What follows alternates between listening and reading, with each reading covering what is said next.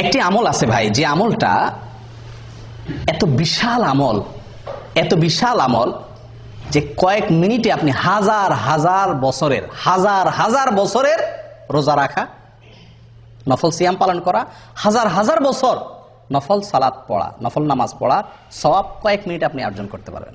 বলবো পদ্ধতিটা? সুবহানাল্লাহ।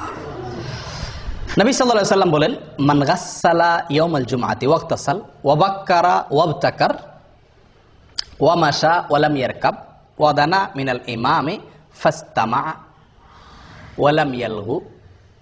যে ব্যক্তি 5টা কাজ করবে জুমার দিনে, শুক্রবার দিনে যে ব্যক্তি কয়টা কাজ করবে? 5টা কাজ। আসলে কাজ একটা, 5টা শর্ত পূরণ করে একটি কাজ করবে, সে ব্যক্তির জন্য আল্লাহ সুবহানাহু ওয়া তাআলা কি রাখছেন বিনিময়? ফালাহু কান আলাহু আজ আমালু সানাতিন, তার জন্য 1 বছর আমল করার সওয়াব আল্লাহ তাআলা দিবেন। কান আলাহু বিকুল্লি খতওয়াতিন, প্রতি পদে প্রতি কদমে 1 বছরের আমলের সওয়াব। 1 বছরের কি আমলের সওয়াব সেটাও হাদিসে বলা হয়েছে, সিয়ামুহা ওয়া কিয়ামুহা আও কামা ক্বাল। 1 বছর নফল সিয়াম রাখলে, 1 বছর নফল নামাজ পড়লে যে সওয়াব হবে, 1 বছর 365টা নফল রোজা, 1 বছর তো 365 রাখাও যায় না, এই 1 বছরের নফল রোজা এবং 1 বছরের নফল নামাজের সওয়াব পাওয়া যাবে প্রতি কদমে।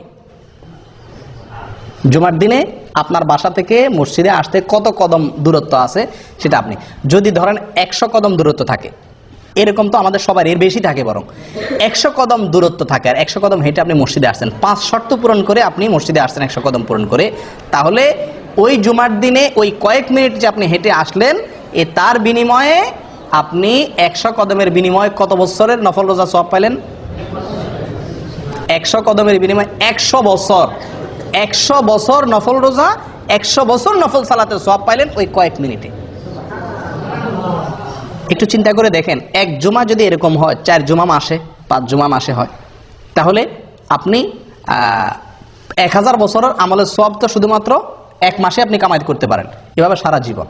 চিন্তা করে দেখেন কত বিপুল আমল করা সম্ভব এই একটি আমলের প্রতি লক্ষ্য করতে পারলে। আমলটা কি?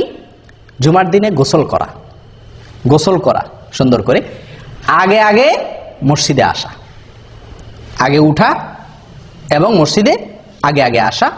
3 নম্বর হলো পায়ে হেঁটে মসজিদে যাওয়া, গাড়িতে বা বাহনে না চড়া, একান্ত অসুবিধা না থাকলে পায়ে হেঁটে যাওয়া।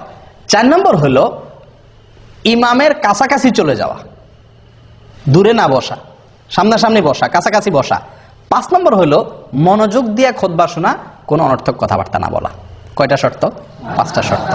গোসল করা, আগে আসা, পায়ে হেঁটে আসা, ইমামের কাছাকাছি বসা, মনোযোগ দিয়ে খুতবা শোনা, কোনো কথাবার্তা না বলা। এই 5 শর্ত যদি পূরণ করে কেউ আসে, তাহলে প্রতি কদমের বিনিময়ে 1 বছরের নফল সালাত, নফল সিয়ামের সওয়াব পাওয়া যাবে। প্রিয় ভাইয়েরা, মুহাদ্দিসিনে কেরামরা বলেন, হাদিস বিশারদ অনেক উলামায়ে কেরাম বলেন, যত হাদিস আসছে সওয়াবের কথা, এটাতে এই সওয়াব, এটাতে অনেক হাদিস আসছে না, শত হাজার হাদিস বর্ণিত হয়েছে। এই হাজার হাদিসের ভিতরে একটি হাদিসে পাওয়া যায় না এত অতিরিক্ত বিপুল পরিমাণ সওয়াব সংগ্রহের সুযোগ আছে যেটা এই হাদিসের মধ্যে আছে। আমি কি বুঝাতে পারছি? কত বিশাল সুযোগ বলেন।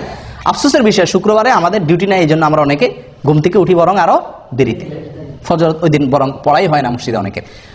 আগে উঠতে হবে, আগে আসতে হবে, পায়ে হায় 5টা শর্ত পূরণ করবেন, এই বিপুল সওয়াবের ভাগীদার হতে পারবেন। আল্লাহ তাআলা আমাদের সকলকে তৌফিক দান করেন। এই জন্য সাঈদ ইবনুল মুসাইয়্যিব, বিখ্যাত তাবেঈ, উনি বলেন, আমার কাছে নফল হজ করার চাইতে বেশি উত্তম শুক্রবারে আমল, এত বিপুল সওয়াব সংগ্রহ করা। কথা বুঝে আসছে? এই জন্য এই শুক্রবারের এই আমলটা খুব বেশি যত্নের সাথে করার চেষ্টা করি। আল্লাহ তাআলা সকলকে তৌফিক দান করেন। জাযাকুমুল্লাহ খায়র।